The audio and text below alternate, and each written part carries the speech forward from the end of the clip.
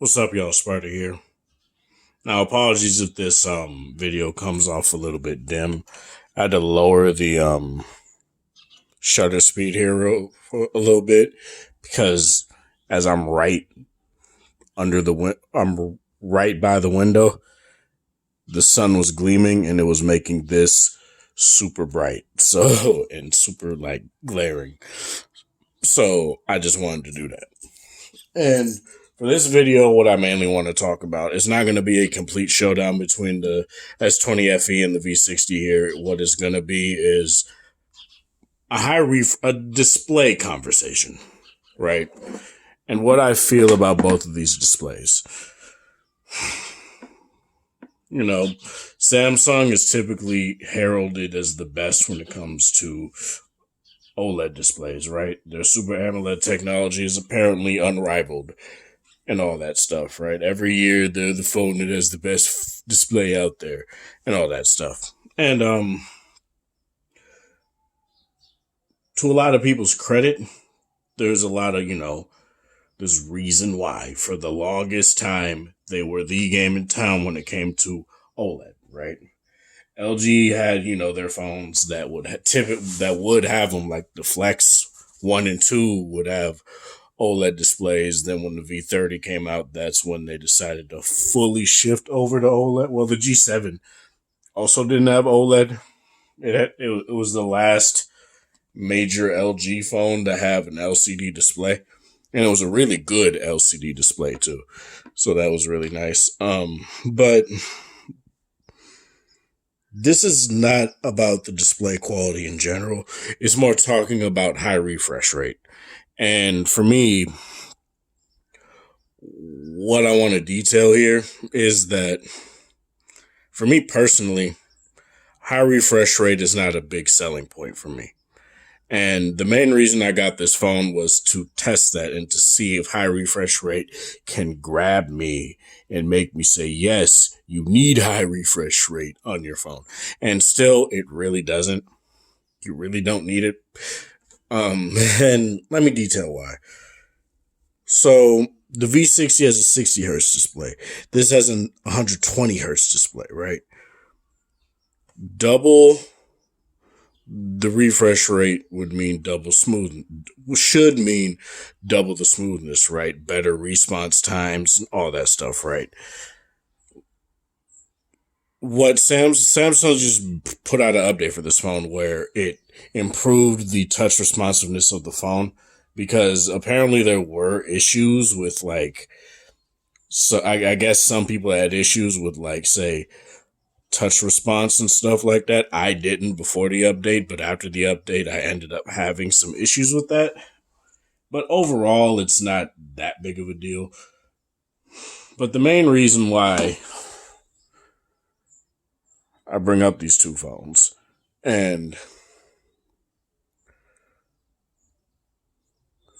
the main reason why I bring up these two phones and why this is such a big deal for a lot of people, and why people love to gush about the S20 FE, and rightfully so. This is a really good phone. The drawbacks to me are just as aplenty as the benefits, if not a little bit more on the. Now, obviously, you'll see it's a little bit darker on the at the FE here. That's because I have a different wallpaper. But we'll talk about this here. So, high refresh rate means it'll cut into battery life, right? This has a 4,500 milliamp hour battery. Samsung claims you would get all day battery on here. In my daily testing and overall, how I've used this phone the past couple days, which disclaimer has been 2 days, so it could change by the time I do a full review. It drains pretty quick. It still has the typical Samsung thing, is the moment I take it off the charger and the moment I go downstairs, it's on 99%. I get to work, or I get to the light rail station, which is, the train, to get to work. It's on maybe 98 to 96%. And when I get to work and say I got 20 minutes to spare, it goes down to say 92. to 90%. That is still a problem, but it's not nearly as bad as say the Note 5 was, or even the Note 8 was. The Note 10 was pretty good. It still had that as well, but I ended up turning off the always on display on the FE because Samsung is just not really that. I don't really like the fact that Samsung's proximity sensor is still so inconsistent. Like sometimes the always on display will shut off in your pocket, sometimes it won't. Whereas on the V60, it shuts off. And obviously, if you put it in your pocket for a second and then take it out, it's not going to shut off because it hasn't been in your pocket long enough. But when you have your V60 in there for, say, maybe 5 to 10 seconds, the display shuts off. The always on display shuts off. And then you don't have to worry about battery life and battery drain and stuff like that while in your pocket. And the problem with the always on display being on while in the pocket is that there's this other problem, where I cover this.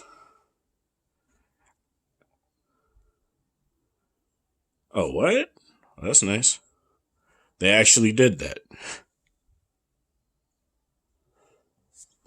They actually made it so where you cover the proximity sensor and you no longer could just unlock the phone. That's really nice. So theoretically, while it's in your pocket, you won't have the issue of, say, it's really hard to hit this fingerprint sensor. You won't have the issue of it scanning your thigh to read a fingerprint. And that's really nice. So that's a good thing, Samsung. That's a really good improvement. The fingerprint sensor does feel a bit slower compared to, say, the Note 10's fingerprint sensor. It feels a little bit more, you have to hold it a little bit longer. Whereas, say, on my Note 10, I'd like tap it for a little bit and it would be fine. Or say on, my OnePlus 6T, that thing is still very fast. Now, obviously, that's just a camera under the screen rather than like some ultrasonic sensor, but that's whatever. Yeah, so I haven't fully tested, say, screen on time. I'm going to do that a little bit, over this entire week, and I'll come back Friday to tell you guys how that is. But overall, when it comes to gaming, the FE,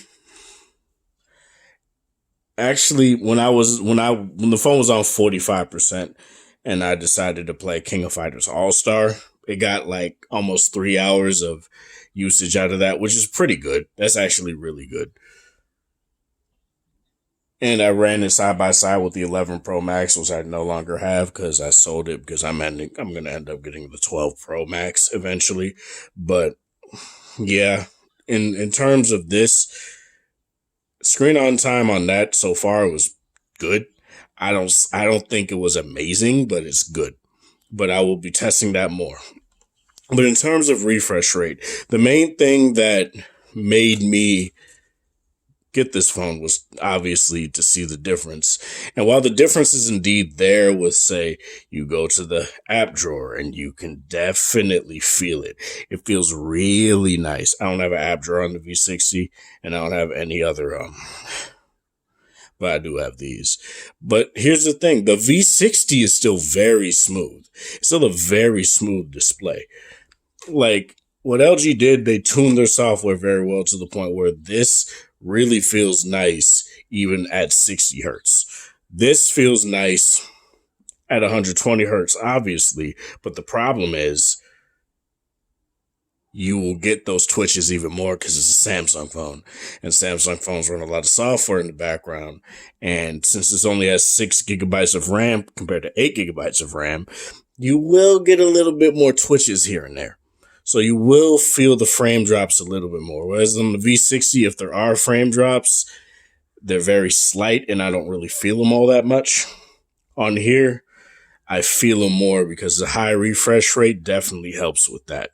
It aids in giving you this it makes it more noticeable. And to me, that's not necessarily a bad thing, but it's something to keep note of.